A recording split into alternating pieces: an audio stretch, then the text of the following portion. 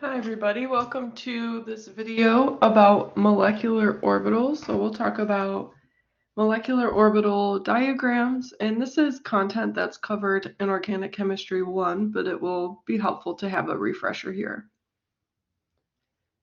Now let's remember that molecular orbital theory, molecular orbital diagrams really help us understand where electrons exist within a molecule so that when more than one atom is bonded to each other, and the energetics of the different possible molecular orbitals, so where electrons can occupy, where they can exist in space. And we'll start with drawing the molecular orbital diagram for the dihydrogen molecule. Now remember, dihydrogen is a molecule that consists of two hydrogen atoms. If we think about what we already know about hydrogen, we know that it's in the first column of the periodic table. Being in the first column means that it has one valence electron. As an atom, individually, not as a part of a molecule, it has one valence electron. We also know that since hydrogen is in the first row, its valence shell is the 1s orbital. And so let's remember 1s orbital, what that looks like. And it is essentially just a sphere. So all of the s orbitals are a sphere. And the 1s is the smallest one, so closest to the nucleus. Okay, so we think about all that as we draw the molecular orbital diagram. The diagram is drawn on an energy scale, so we have higher energy at the top, lower energy at the bottom. And this is especially important when there are multiple valence shells, and we'll do an example later with a molecule where the atoms have more than one valence shell. But here for dihydrogen, we are just working with, I'm actually even going to make this arrow a little smaller. We are just working with the 1s orbital. So we say we have one of our hydrogens has a 1s orbital, and as I said earlier, it has one electron in that 1s orbital. The molecule has two hydrogens as part of the molecule, so we do the same thing for the atomic orbital, atomic 1s orbital of the hydrogen. And so far, we have not drawn any molecular orbitals. We've only arranged the atomic orbitals on this energy scale.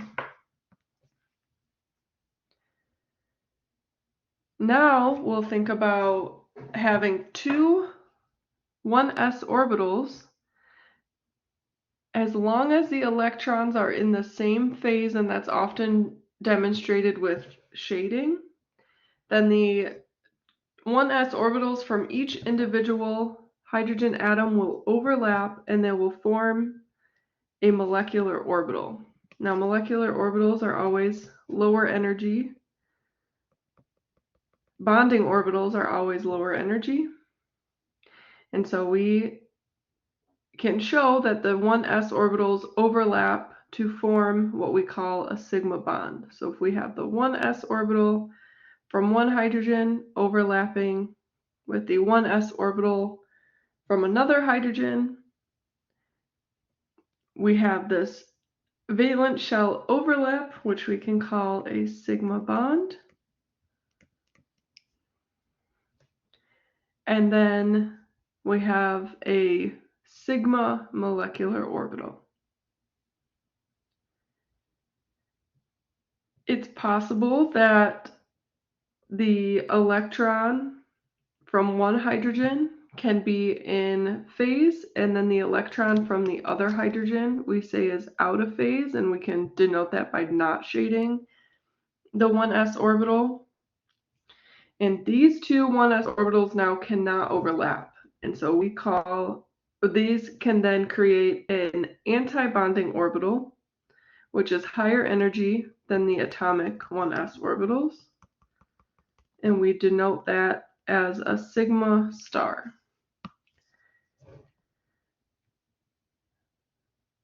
So here we have a bonding molecular orbital.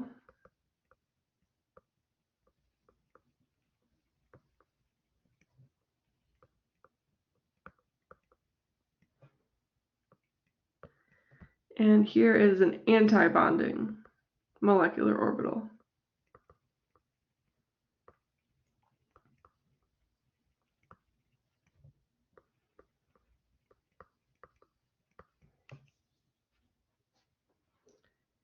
Anytime you're creating a molecular orbital diagram to determine what molecular orbitals exist for a molecule, you'll always know if you have the right number of molecular orbitals by counting the originating atomic orbitals. When we have the dihydrogen molecule, we have two 1s orbitals that are overlapping. So we start with two atomic orbitals, one from each hydrogen.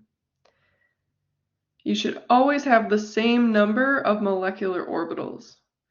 And in this case, we have two. We have a bonding sigma molecular orbital and a sigma star antibonding molecular orbital. So two molecular orbitals.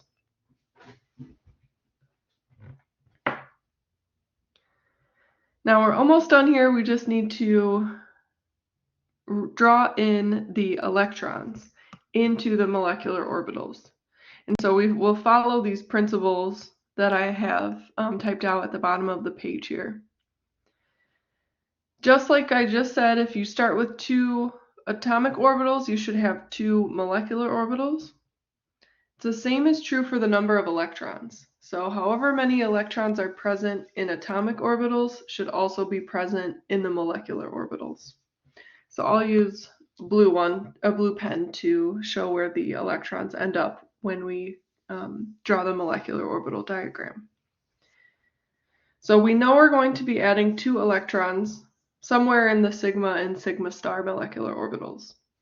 The Aufbau principle right here says that electrons occupy available orbitals with the lowest energy first. So we're going to put electrons into the lower energy orbital, which is the sigma orbital, before we occupy the sigma star. So when you're filling in electrons in your molecular orbitals, you just start at the bottom and work your way up, lowest energy to higher energy.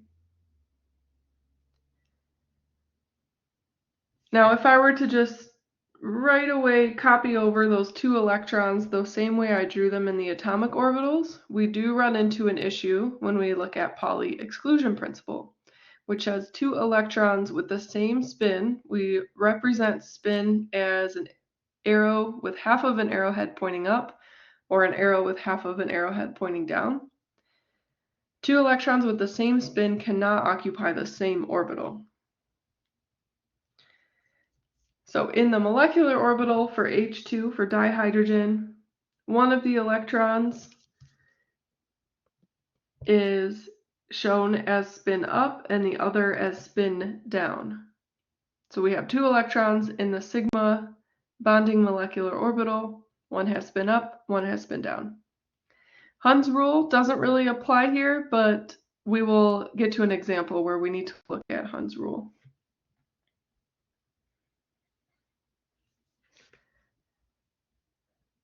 Now the other thing we can do with a molecular orbital diagram is calculate the bond order. And this tells us information about how strong the bond is between the two atoms. We calculate bond order by taking the number of electrons in bonding orbitals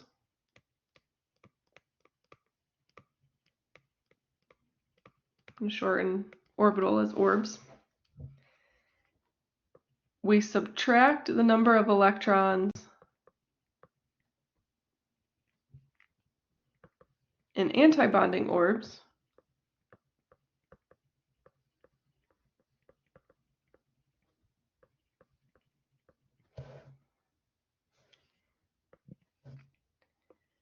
And we divide that number by 2.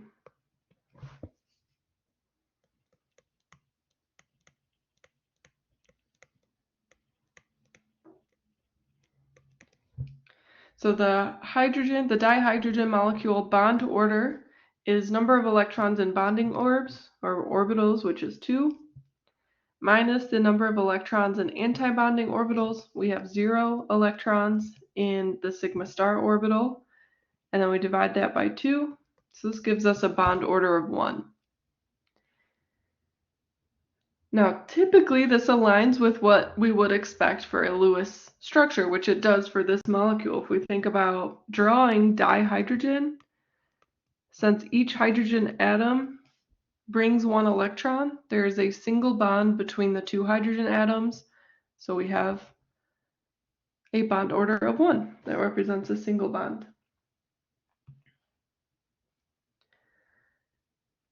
Let's do an example with helium. Now, helium is a noble gas. It's not very reactive. But let's just say we have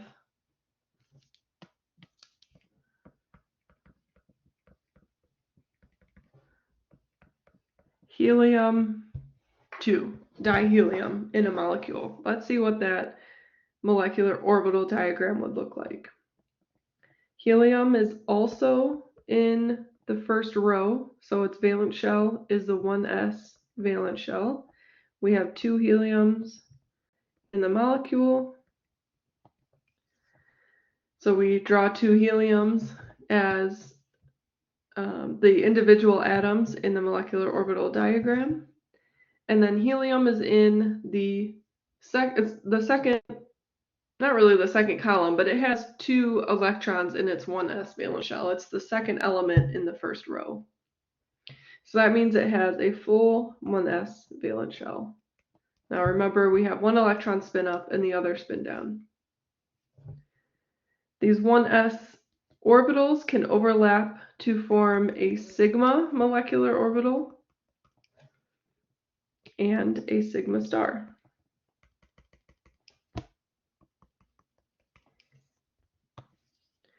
So we have 2 molecular orbitals, the sigma and the sigma star. We have 4 electrons that we need to fill in molecular orbitals. So now we have 2 electrons in the sigma molecular orbital. That's the greatest number that can fill that orbital. So we have to put the remaining 2 in the sigma star. Now when we calculate bond order,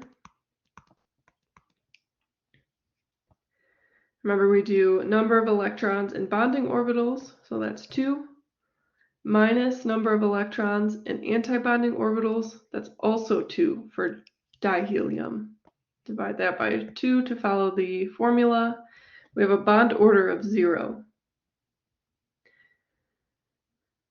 So there's no bond. Even if we tried to put 2 helium atoms together, they cannot bond to each other because we have the same number of electrons in the bonding orbital as we do the antibonding orbital.